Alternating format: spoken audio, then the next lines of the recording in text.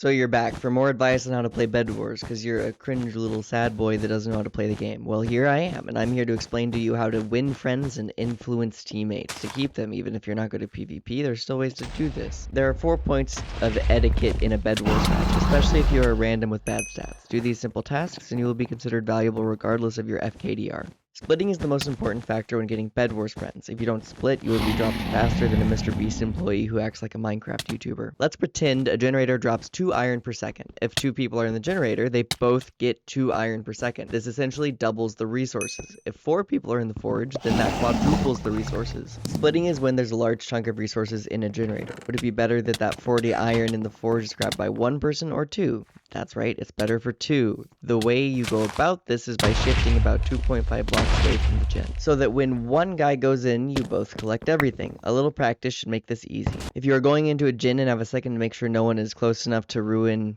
your base, then you should really check to see if someone is there to split, especially when you respawn. If you can wait for someone to split with, then always wait. Sometimes there's a fight going on and you need resources to buy blocks, and in that case, ignore the split, sure.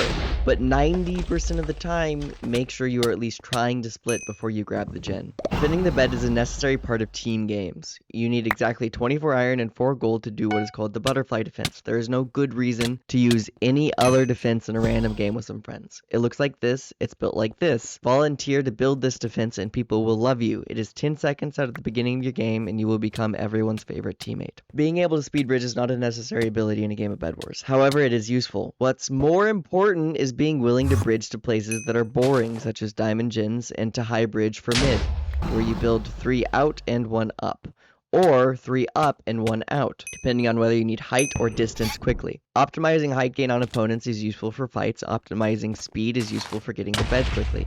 If you fall on people at high speeds or place water over someone's bed, it is extremely hard for them to deal with that. So height is useful.